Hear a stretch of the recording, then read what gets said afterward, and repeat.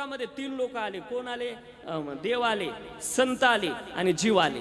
हे तिघ इथं आले. मला आपल्याला विचारायचं, इथलचं मालक जीव आहे का? नाही. तुम्ही इथलचे मालक आहे का?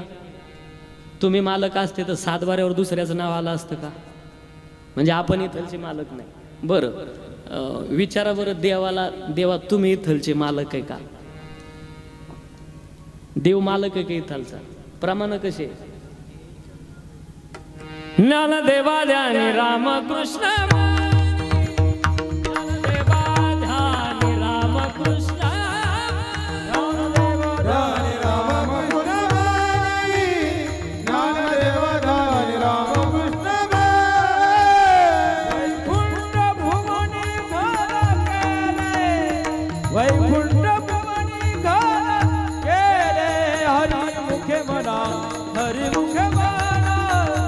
हरिमुखे मना, हरिमुखे मना, वैकुंठ भुवनी घर गेले, वैकुंठ भुवनी घर गेले, हरिमुखे मना, हरिमुखे मना, हरिमुखे मना, हरिमुखे मना, हरिमुखे मना.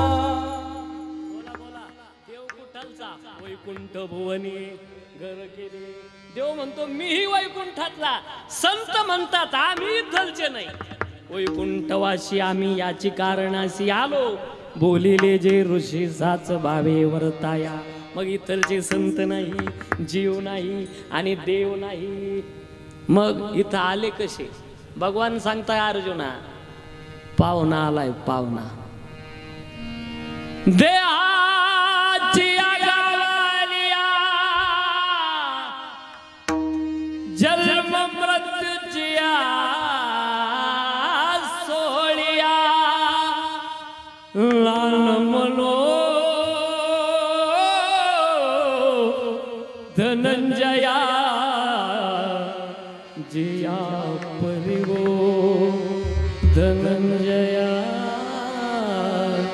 नान मनो. देहरूपी गावाला आलेला पाहुणा आहे पाहुणा. पाहुण्यानं पाहुण्यासारखं राहायचं, जास्त हक्क दाखवायचा. म्हणून पाहुण्यासारखं इथं मालक नाही. बरं चला, तिघ आले. कोण आले? देव आले, संत आले, जीव आले. झालं पाठ आपला. आता मी आपल्याला असं विचारतो, तिघाचं काम एक आहे का?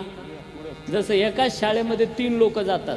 कोण कोण जातं? शिक्षक जातात, शिपाई जातात आणि विद्यार्थी जातात. तिघाचा कार्यकारण भाव वेगळा आहे. काय? विद्यार्थी जातो खिचडी खाण्यात आपलं शिकण्याकरता, शिपाई जातो सेवा करण्याकरता आणि शिक्षक जातो शिकवण्याकरता. तिघाचा भाव बघा एक आला का? वेगळा आहे. शिक्षक शिकवण्याकरता आहे, शिपाई सेवा करण्याकरता आहे आणि विद्यार्थी शिकण्याकरता. तिघाचा भाव येण्याचा वेगळा आहे. तसं मृत्यू लोकात देव, संत आणि जीव तिघाचा भाव निराळा आहे. देव येतो घेण्याकरता, संत आले देण्याकरता आणि जीव आला पत्ते आपलं भोगण्याकरता. तिघाचा तिघ येतात भाव निरनिराळा. देव घेण्याकरता आला बरं का. काय घेतो? सज्जनाचा भाव घेतो आणि दुर्जनाचा जीव घेतो. त्याचा धंदाच येतो. यदा यदा हि धर्मस्य ग्लानिर्भवति भारत अभ्युत्थानम् अधर्मस्य तदात्मानं सृजाम्यहम् परित्राणाय साधूनां विनाशाय च दुष्कृतां धर्म संस्थापनार्थाय संभवामि युगे युगे. दैत्याची कुळे नासी साधूचा मान गिवसी धर्मासी नीतीशी शेषवरी. त्याचं कामच ते. घेऊन या चक्रगदा हाची धंदा करीतो भक्ता राखी पायापासी दुर्जनाचे संवारी. संत देव आला घेण्याकरता, संत आले देण्याकरता. काय दिलं संतांनी? या समाजाला, अधपतनाकडे जाणाऱ्या समाजाला उन्नतीचा रस्ता दाखवला. मार्ग दाबून गेले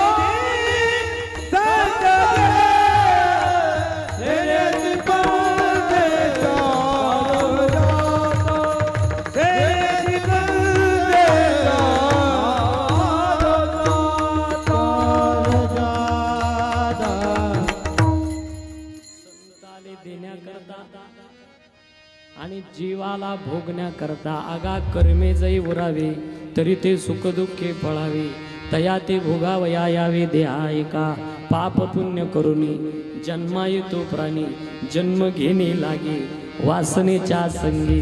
म्हणून येण्याचं कारण तिघाचा कार्य कारण भाव निराळा आहे. चला पुढं. संत आले, देव आले आणि जीव कशा करता आपल्याला कळालं. मी आपल्याला आता असं विचारतो, देवाला कर्म केल्यावर भोगावी लागतात का, आणि संतांना केल्यानंतर भोगावी लागतात का, आणि जीवाला कर्म केल्यानंतर भोगावी लागतात का? देव येतो, भोगलं पाहिजे असं नाही, पण भोगताना मात्र दिसतो. कर्म कोणापासून तयार झाली? देवापासून. बरं, मी आपल्याला सरळ विचारतो, मीठ कशापासून तयार झालं? पाण्यापासून. मग आता तुम्ही जर ठरवलं पाणी आडवायचं मीठ टाकायचं, आडविल का? सुटलिया सिंधू जळाचा लोटू आणि बांधून शके सौंदवाचा पाटू. मीठ कसं अडवणार? ते त्याच्यापासून तयार झालं. कर्म ज्याच्यापासून तयार झाली ती त्याला बंधनाला कारण ठरत नाही. मग इकडं प्रमाण कसे? कर्मे राम वनवास गेला, कर्मे दशरथ वियोगे मेला, कर्मे रावण क्षय पावला, वियोग घडला सिद्धदेविया. कर्माने राम वनवासाला. मग हे प्रमाण कसं लावायचं? भोगलं नाही पाहिजे, मग भोगताना कर्मी राम वनवासा गेला. काय प्रकार घडला? एक दिवस कैकेयीनं आपल्या पतीकडे 2 वर मागायचे बाकी होते. ते वरचं कारण होतं, त्याला देवलोकामध्ये मदत केली होती. आणि मग मला ज्या वेळेला वाटेल त्यावेळेला 2 वर मागून घेईल. पहिला वर मागितला, माझ्या मुलानं राजा व्हावं, फारसं वाईट नाही, कोणत्या आईला वाटत नाही. पण दुसरा वर खतरनाक होता. तापस वेश विशेष उदासी, 14 बरस राम वनवास, 14 बरस राम वनवास. 14 वर्षाचा वनवास प्रभूला मागितला. कळालं प्रभूला. आपल्या आईचं दर्शन घेतलं, सांगितलं आई मी चाललोय. का? बापापेक्षा आईचा अधिकार जास्त आहे. मी सांगते नाही जायचं वनवासात. नाही आई, मी जे वनवासात चाललो ते माझ्या पित्यानं सांगितलं म्हणून नाही चाललो, ते माझं प्रारब्ध आहे, ते मला भोगलं पाहिजे. आणि प्रभू ज्या वेळेला जातात चित्रकूट पर्वतापर्यंत, लक्ष्मणजी, सीतामाई आणि भरतानं उपोषण केलं, अन्न पाणी त्याग केला, गेला आणि आपल्या भावाला सांगितलं, दादा तुमच्या पादुका द्या, मी राजगादीवर बसणार नाही, अयोध्येचा सांभाळ करील, पादुका तुमच्या गादीवर ठेवल. मला वाटतं त्यावेळेला फोटोची सुविधा नसावी. पादुका घेतल्या डोक्यावरती आणि नाचत नाचत भरत अयोध्येच्या दिशेनं चालला. आता इथून पुढं प्रभूचा खरा वनवास सुरू होतो. चित्रकूट पर्वतावर काय चपलाच्या दुकाना नव्हत्या. नवीन चपला घ्यायला, ज्याला गालीच्यावर चपला घालून चालायची सवय, त्याला डोंगरातले खडे पायात रुतायला लागले. राजस सुकुमार मदनाचा पुतळा, आणि पायामधून रक्त बाहेर पडावं, लक्ष्मणाची नजर जावी आणि आपल्या मोठ्या भावाकडे पाहावं. दादा, अरे हे पाय राजगादीवर बसणार होते, राजा होणार होता तुम्ही, ते पाय आज डोंगरामध्ये चाललेले आहे. त्यावेळेला प्रभू सांगतात, लखन पाय ना, कर्माची गती कशी गहन असते. राजगादीवर बसणार होतो, राज्याभिषेक होणार होता माझा, पण कडू बोलून बोलून बोलून आईनं राज्य हिसकूनच घेतलं. कडू बोलून आईने राज्य हिसकून घेतलं आणि गोड बोलून भावानेही चपला नेला. काय प्रारब्ध आहे माझं. कर्मे राम वनवासा गेला, कर्मे दशरथ वियोगे मेला. देवाच्या बापाला तरी कर्म चुकली का?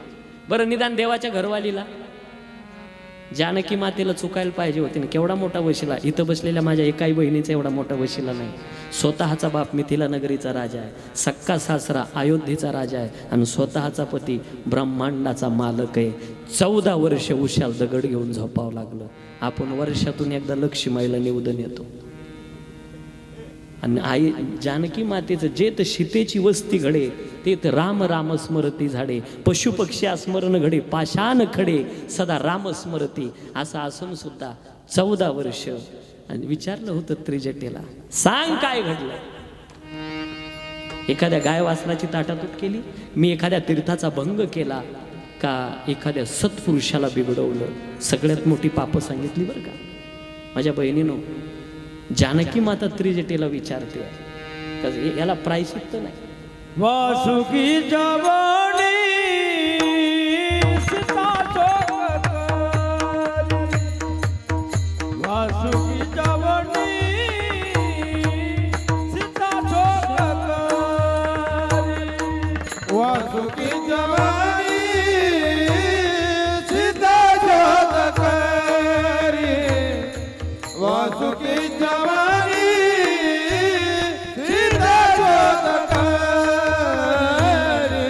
खावो तरले रघुनाथ मन दूरी, खावो तरले रघुनाथ मन दूरी, सांगवो जाते ऐसी मात, सांगवो जाते ऐसी मात, गावो तरले रघुनाथ माधुरी, गावो तरले रघुनाथ पधारी, सांगवो जाते ऐसी मात, सांगवो जाते ऐसी मात.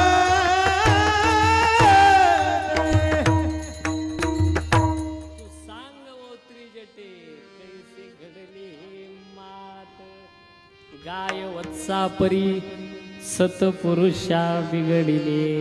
सांग काय घडलं माझ्याकडून, कोणला विचारते? त्रिजटेला. त्यावेळेला त्रिजटा सांगते, सीते तुला आजकालचं ओळखत नाही. तू लहान होती आणि तुझ्या बापाच्या घरी धनुष्याचा घोडा घोडा करून खेळत होती. ऐका बरं का, झालेली चूक कशी माणसाला ते करावी लागते. धनुष्याचा घोडा घोडा करून खेळत असताना राघू मैनाची जोडी विकण्याकरता एक येतो. राघू मैना घ्या, राघू मैना घ्या, राघू मैना घ्या. सीतामाईनं पाहिलं, अरे मैना काय सुंदर आहे, तेवढी देतो का? विकणाऱ्यानं सांगितलं, ताई साहेब विकायलाच आणली पण जोडी, नुसती मैना नाही. त्या विकणाऱ्यानं सांगितलं, ताई साहेब सीता म्हणते मला अक्कल शिकू नको, मला फक्त मैना पाहिजे. एक काम करा, पैसे फक्त महिन्याचे द्या आणि राघू त्याच्यावर फुकट घ्या. नाही म्हणले, मला फक्त मैना पाहिजे, मला अक्कल शिकू नको, राजाची मुलगी आहे. मैना घेतली आणि राघू त्याच्याकडे राहिला. त्याच दिवशी मैनेनं शाप दिला, सीते आज जशी आमच्या दोघाची ताटातूट केली तशी एक दिवस तुझी सुद्धा ताटातूट होणार म्हणजे होणार. विठ्ठलचं कारण. आता म्हणा, केले कर्म झाले त्याचे भोगाले, केले कर्म झाले त्याचे भोगाले, केले कर्म झाले त्याचे भोगाले, केले कर्म झाले त्याचे भोगाले, उपजले ऐसे की उपजल मेरे, ऐसे की हरिमुखी गाता हर बल जलता, हरिमुखी गाता हर बल जलता, उपजल ऐसा उपजल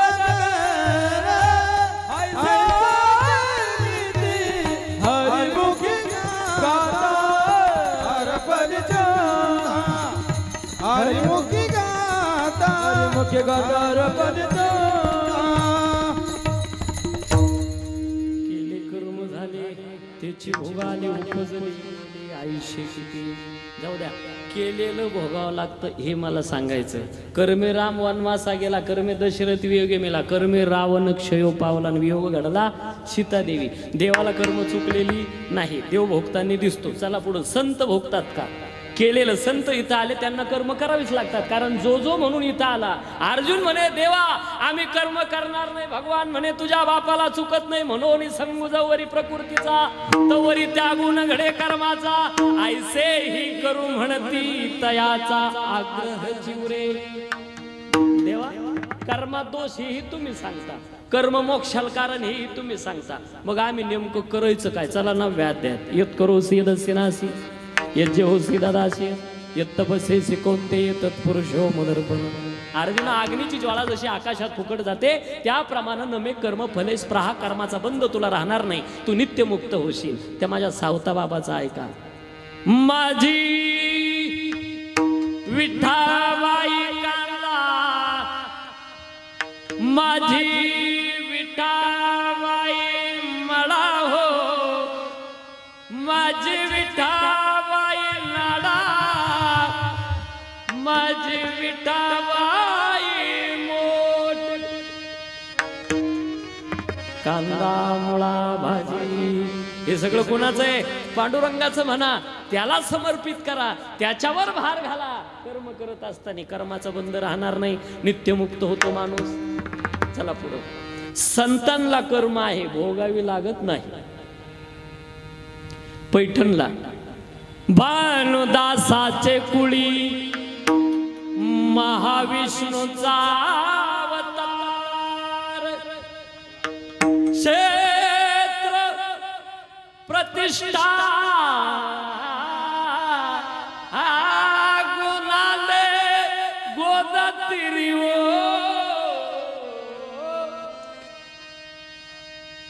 भानुदासाची कुळी कोण? एकनाथ महाराज, त्यांच्या पत्नी गिरिजा माता. त्यांचा असा नियम आहे, वटवृक्षाच्या गोदावरीच्या पलीकडे एक वटवृक्ष आहे, त्याला प्रदक्षिणा करायचं, पाणी टाकायचं आणि परत यायचं. सकाळी उठल्यावर प्रत्येकाचा काहीतरी नित्य नियम असावा. काय हा असतो ना बऱ्याच जणांचा. मला वाटतं त्याही वेळेला निदान रामकृष्ण हरी तर म्हणा उठल्या उठल्या ते सुद्धा लाभदायक होईल ना. आता सुटतच नाही तर त्याला काय इलाज? हा मग त्यावेळेला तरी आता उद्या पुन्हा आठवण करा. घेतली का लगेच रामकृष्ण हरी, मग टाका तोंड. काय काय माणसं असतात सकाळी अंथरुणावर उठले. मी बऱ्याच जणांचं ऐकलं बरं का, लय जग बिघडलं, लय दुनिया नासली, लय जग बिघडलं, लय दुनिया नासली. जग काहीच बिघडलं नाही, पहिला तू सुधार.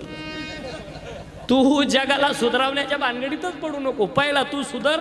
जग काहीच बिघडलेलं नाही. तुम्ही तुमच्या मोटरसायकलचं स्टँड बाहेर करा आणि गावातून गाडी टाका, भेटणारा प्रत्येक माणूस तुम्हाला दाखवतो स्टँड बाहेर आहे.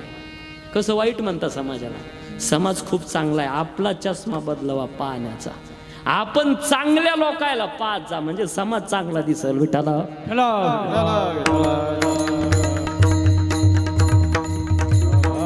प्रत्येकाचा नियम असा, उद्यापासून एक नियम करायचा. तुम्ही इथं बसले सगळे ना, आजच्या कीर्तनाचा सार होईल माझा. काय? अंथरुणावर उठल्याबरोबर रामकृष्ण हरी म्हणायचं. आळंदीला मोठी बाबा अंथरुणावर उठल्याबरोबर रामकृष्ण हरी म्हणायचे. चौधरी बाबा आपले रामकृष्ण हरी म्हणजे न लगे आंघोळी तोंड धुवावे. तोंड धुवायची गरज नाही, आंघोळ करायची गरज नाही, म्हणजे तुम्ही धुवूच नका तोंड असा अर्थ काढू नका. पण नाही धुतलं तरी रामकृष्ण हरी म्हणल्यावर दोष लागत नाही. मग रामकृष्ण हरी म्हणायचं, या मातीचं दर्शन घ्यायचं. बरं एवढं अजून सोपं सांगतो तुम्हाला. काय? पांडुरंगाची आठवण करायची, पुंडलिकाची करायची, चंद्रभागेची, या 3 गोष्टीची आठवण करायची. नाही हेही लक्षात राहिलं, अजून ऐका. हे नाही आठवणीत राहिलं, 3 तीर्थ एकाच वेळेला आठवणीत आणायचे. दारिद्र्याचा स्पर्श आपल्या उंबऱ्याला होत नाही. कोणते 3 तीर्थ? गंगा. तीर्थामध्ये सगळ्यात श्रेष्ठ काय? गंगा. निम्न गामला यथा गंगा देवानामाची तो यथा वैष्णवानांचा शब्दो पुराणाना भागवता. श्रेष्ठ काय सांगितली? गंगा. आता ऐका बरं का पुढचं. मैफती महाराजांनी इतकं गोड ओवी टाकली, सकळ तीर्था माझी श्रेष्ठ गंगा आणि त्याहुनी विशेष चंद्रभागा. त्याच्यापेक्षा मोठो म्हणजे चंद्रभागेला, तिची आठवण करा. नाही ते लक्षात राहिलं, गंगेची आठवण करा. 3 तीर्थ एकाच वेळेला. काय? 1 मोजा तुम्ही आता, गंगा. 2 विश्वनाथ आणि 3 काशी. 3 गोष्टीची एकाच वेळेला आठवण. काय? गंगा, तेव्हा मी मा डोकं फोडील बरं का माईकवर. निदान एवढं तर नाही घरी 3 गोष्टी एवढ्या सकाळी म्हणायला कामं येतील. 1 गंगा बोला, 2 विश्वनाथ, 3 काशी. पहिले 1 नंबर सांगा. 2 3. आता एक काम करा, सगळ्यांनी माझ्या पाठीमागं म्हणा. हे 3 तुमच्या नाहीच लक्षात राहिले, याला आपण डायरेक्ट गीतात बसवून टाकू, म्हणजे लक्षात राहतील आपल्या. हर हर महादेव शंभो काशी विश्वनाथ.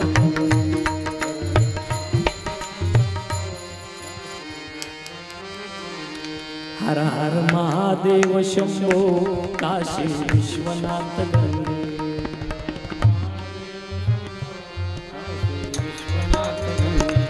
काशी विश्वनाथ गंगे, काशी विश्वनाथ गंगे. हर हर महादेव शंभो काशी विश्वनाथ गंगे. हर हर महादेव शंभो काशी विश्वनाथ गंगे.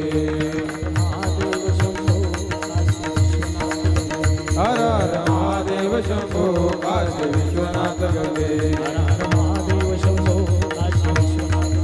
हर हर महादेव शंभो काशी विश्वनाथ गंगे. हर हर महादेव शंभो काशी विश्वनाथ गंगे.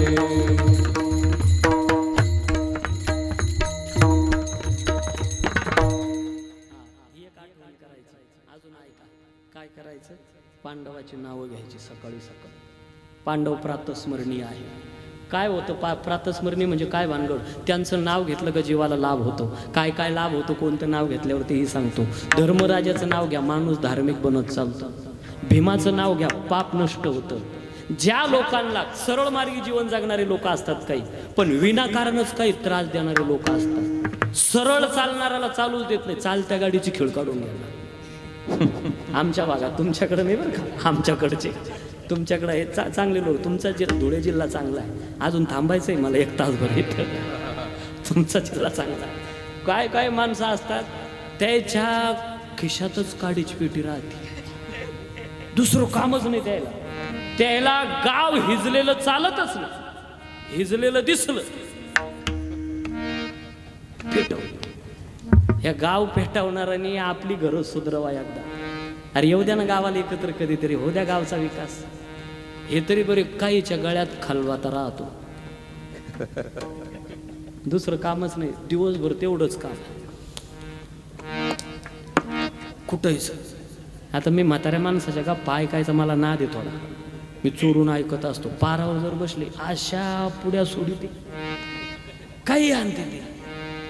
एक जण तर म्हणे आबा तिथून मोटरसायकल गेली. ते शेजारचा त्याला विचारतो, का रे कोणाची फटफटी होती का, कोणाची फटफटी होती का. दुसरा म्हणे अरे ते नाही का मळ्यातले 2-4 जण भाऊ, एक खट्टीची काय अजून मग दिवाळी काढून. गप्पच बसत नाही.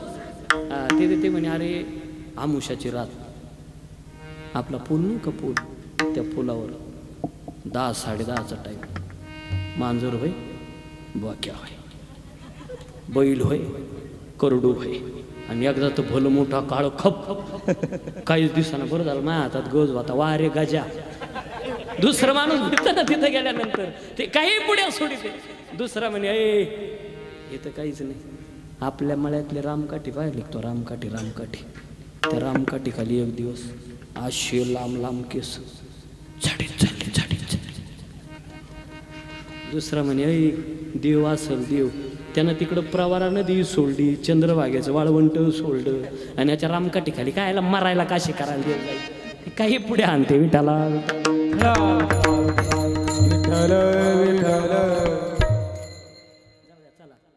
आपलं हे चांगला भाग आहे तुमचा. कुठं आलो होतो आपण सकाळी सकाळी. कोणाचं नाव घ्यायचं, धर्मराजाचं. माणूस धार्मिक होतो. भीमाचं नाव घेतल्यावर पाप नष्ट होतं. आणि शत्रू विनाकारण तुम्हाला त्रास देत असतील, तुम्ही सरळ मार्गी जीवन जगणारी माणसं आहे, तुम्हाला शत्रूने त्रास देऊ नये तुमच्या, असं जर वाटत असेल तर अर्जुनाचं सकाळी सकाळी चिंतन करायचं. शत्रू त्रास देत नाही. तुम्हाला कुठं खर्च करायचा आहे, अनुभव तर घेऊन पहा. सकाळी सकाळी अर्जुनाचं नाव घेऊन पहा. अजून पुढचं सांगतो. नकुल सहदेवाचं माद्री सुतो. अग्निपुराणात श्लोक याला. नकुल सहदेवाचं जर नाव घेतलं तर माणसाला मोठाले आजारच होत नाही. विठाला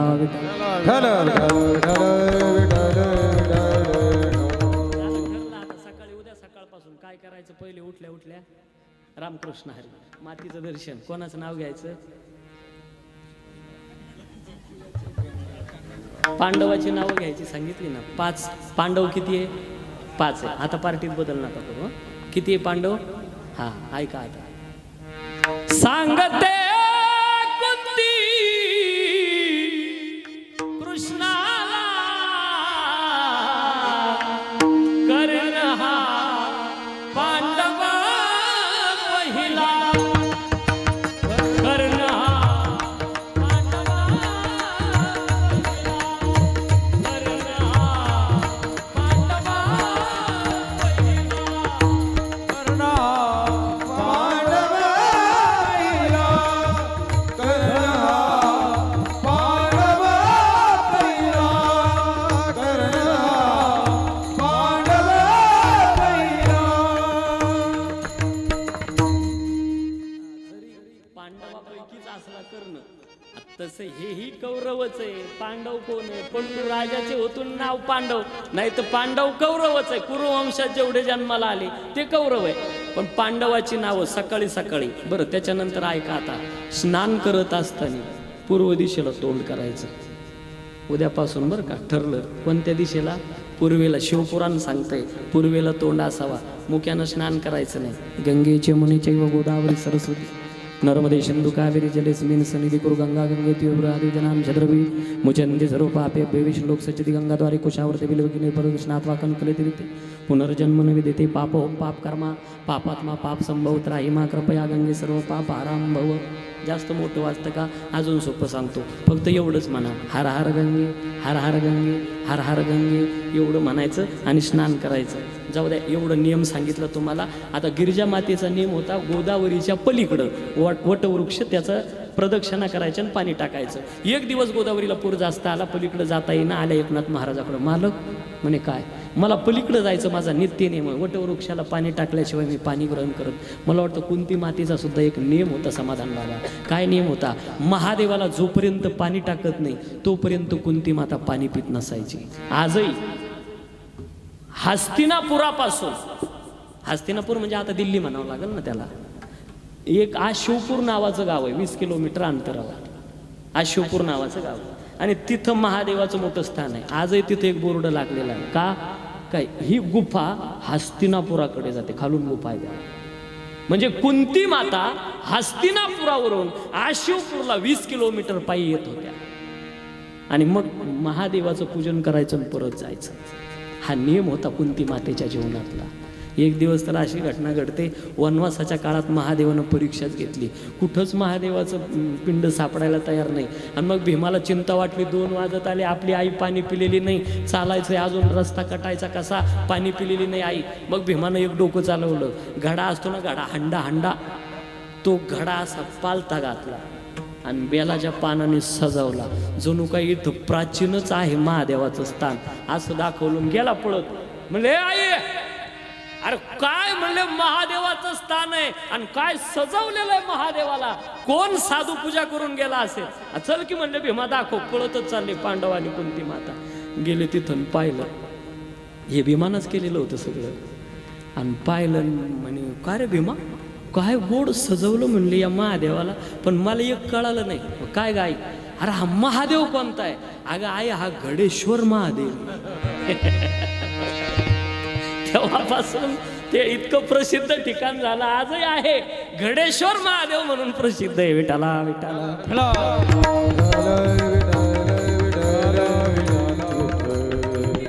नियम आहे का पलीकडं? मालक पलीकडे जाता येईन, माझा तर नित्य नियम आहे. म्हणे का? गोदावरीला पूर जास्त आला, जा एक काम कर, निरोप सांग गोदावरी मातेला. काय निरोप? गोदावरी मातेला सांग, माझे पती एकनाथ महाराज जर ब्रह्मचारी असतील तर रस्ता देशील. थांबल्या गिरिजा माता. त्या म्हणल्या नाही, मी हा निरोप घेऊन जाणार नाही, कारण मी तुमची बायको आहे आणि विशेष म्हणजे आपल्याला मुलं बाळ आहे आणि तुम्ही ब्रह्मचारी आहे. असा खोटा निरोप गोदावरीला घेऊन मी जाणार. एकनाथ महाराज म्हणले, मग दुसरं तुला पर्याय नाही, एवढाच एक निरोप आहे. आता पतिव्रतेची व्याख्या ज्ञानोबा आणली, थोड्या भाषेत मांडली. पतीची या माता आणि अनुसरुणी पतिव्रता. निघाल्या घाबरत घाबरत गोदावरी मातेचं पूजन केलं.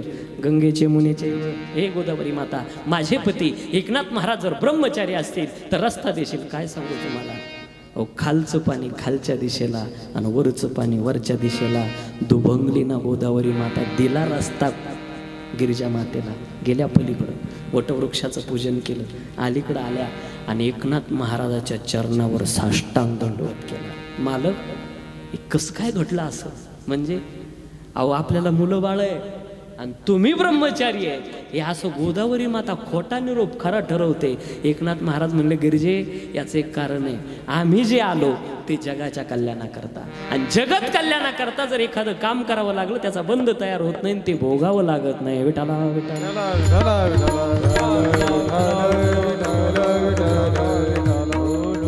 संतांना केलेलं भोगावं लागत नाही.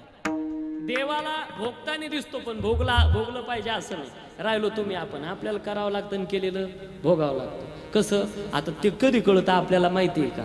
कळो येईल अंत प्राण प्रयाणाच्या वेळी. काय होतं तिथं कळतं मग आपल्याला. अनेक यातना यम कोण सोडविला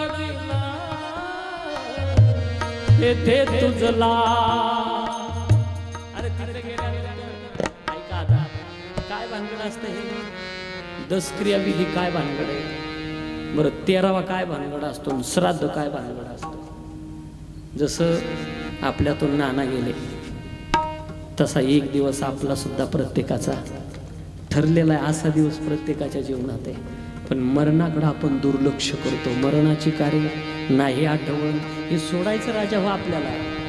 कारण हे सृष्टीचं यंत्रच असं आहे, पुन्हा पुन्हा जन्माला यायचंय, पुन्हा पुन्हा मरायचं, परत परत परत परत जन्म मृत्यू ठरलेलंच आहे. हे राहाड गाडवं. बरं चला आता इथं ज्या वेळेला आपल्याला कुठं कळते कर्म, ऐका ना, तिथं तर कळतंच, याही जीवनात भोगायला मिळतं. पण ज्या वेळेला आपण देह ठेवतो याच्यावर अग्नी संस्कार होतो, हे जळणार आहे. हे पंचतत्व का बना पिंजरा, हे मिट्टी जंगल की बाई तो बात करे कल की, खबर नाही पल की. सेकंदाचा भरोसा नाही. याचा भरोसा धरू नका. या देहाचा काय भरोसा धरायचा आहे? चला हात जळाला, आत्मा जळाला, मेला, तुटला. आत्मा जळत नाही, तुटत नाही, मरत नाही. मग आत्मा कुठे गेला? 3 दिवस त्याच घरात असतो. 4थ्या दिवशी त्याला पंचक्रोशी भ्रमणाची परवानगी मिळते. किती दिवस? 7 दिवस. घरातले 3 आणि बाहेरचे 7, किती झाले? 10. त्या दिवशी असतो 10 क्रिया. बरं 10 क्रिया झाल्याच्या नंतर आता काक स्पर्श ज्याला आपण म्हणतो, खाली थांबता येत नाही आत्म्याला. पुढची गती अतिकर्मावर ठरते त्याची. जर तो माळकरी असेल, गोरगरिबाची सेवा केलेली असेल, गोशाळेला दान दिलेला असेल, जीर्ण मंदिराचा उद्धार केलेला असेल, एखाद्या मंदिराची स्थापना केलेली असेल, तर मग मात्र काळाची सत्ता चालत नाही. काळ गुलाम सलाम, जगा काळ खाय आम्ही माता दिला, नका जाऊ तया गावा नामधारकाच्या, तुम्हा नाही तिथे सत्ता सदा घोष नामाचा. मग जर त्याने समजा चांगलं काहीच केलं नाही, भावाची भांडणं लावली, शेजाऱ्याचा बाण ठेवला नाही, तिथं हिशोब द्यावा लागतो बरं का. मग दया माया नाही त्या यमाशी करू नका. आणि मग इथून आपल्याला यम लोकात घेऊन जातात. किती अंतर आहे यम लोक? काढा, किलोमीटरचा हिशोब काढता येईल एवढं सोपं सांगतो तुम्हाला. आता इथून 400 योजन अंतरावर यमपुरी आहे. 400 योजन. 400 योजन म्हणजे 1 योजन बरोबर 4 कोस, आणि 1 कोस म्हणजे 3 किलोमीटर. काढा आता, मोकळं हिशोब आहे सगळा. इतक्या आता ते जुनं कळत नाही. आता हे मैलन कोस कुठं कळतं? आता जुना हिशोब राहिलाच नाही. नानकर सर जुने गुरुजी शिकवायचे पावकी, निमकी, दीडकी, पाऊनकी. आता कुठं राहिलं ते? एकम, दहम, शतक, सहस्र, दसहस्र, लक्ष, दशलक्ष, अब्ज, खर्व, विखर्व, पद्म. आता हे शिकवलं जात. पहिले गुरुजी, जुने गुरुजी पावकी शिकवायचे. 1 पाव, पाव, 2 पाव, 3 पाव, पाऊन, 4 पाव, 1, 5 पाव, 6, 6 पाव, 1.5, 7 पाव, पावणे 2, 8 पाव 2, ही पावकी होती. आणि 1-2 जर शिकवली, चेंडू दांडू एकाचा कावळ्याची चोच दोनाचा, वाकडा तिकडा तिनाचा, बैलाची शिंगोटी चाराचा, उभा माणूस पाचाचा, उलटा तेल सहाचा, कुत्र्याची शेपूट साताचा, उड्याची काठी आठाचा. जाऊ द्या, मी काय उजळणी म्हणायला थोडी आलो तुम्हाला. अशी प्रथा होती शिकवण्याची. तो काळ कुठं राहिला आता. आणि मग इथून घेऊन जातो यमदूत आपल्याला आणि चित्रगुप्ताला सांगतो हे आणले बर का. कुठलचे? धुळा धुळा तिथलचे का? बरोबर. ते अरे थांब, मग ती फाईल वेगळी गड्या जिल्ह्याची. जिल्हा वाईज असेल ना, आपल्याला कल्पना करायला काय हरकत आहे. वेगवेगळे जिल्ह्याचे असेल ना. आणि मग म्हणले थांबा थांबा, तिकडची फाईल काढा. काय नाव आहे? आमका टमका टमका. बरोबर. का रे? तुला भक्तीनं दुमदुमलेला असा धुळे जिल्हा, तू तिकडं ढोंकून पाहिलं नाही? खानदेश वारकरी संप्रदाय केवढं मोठं काम आहे. आणि मग ही मंडळी कायम सुटते. अहो मीच महिन्याला येत असेल तुमच्याकडे, महिना 2 महिन्यातून काही ना काहीतरी कार्यक्रमाला. इतके कीर्तन होतात, इतके मंदिरं बांधलेले. कधी दर्शनाला गेलता का? तुम्हाला तिथे गेल्यावर असं विचारितच नाही बंगला बांधला होता का, गाडी घेतली होती का. हा ह्या राड्यातच पडत नाही. ते पहिले तुम्हाला विचारणा करतो. सप्ताह व्हायचा का नगर तुमच्या कॉलनीत? सप्ताह होत होता व्हायचा. गेलता का कधी? नाही. दिवस सटका नाही. प्रमाणे बरं का, मोगम नाही बोलणार. प्रमाणे त्याला बोला समाधान.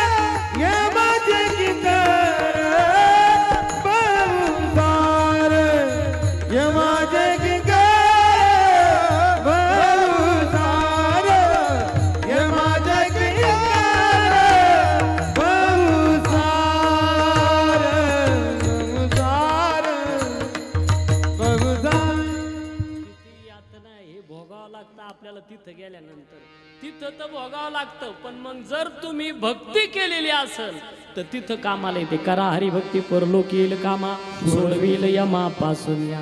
मग इथं ज्या वेळेला तुम्ही दुःख भोगतात, तुम्ही काहीतरी वाईट कर्म केलेलं मागचं फळ द्यायला लागलं म्हणून तुमच्या जीवनात दुःख आलं. आणि तुम्ही चांगल्या केलेलं कर्म फळ द्यायला लागलं का जीवनात सुख आलं समजायचं. सुख दुःख देवावर नाराज व्हायचं नाही. आपण केलेल्या कर्माची फळ आहे असं समजायचं आणि त्याच्यावर भार घालायचा. अभंगाच्या पहिल्या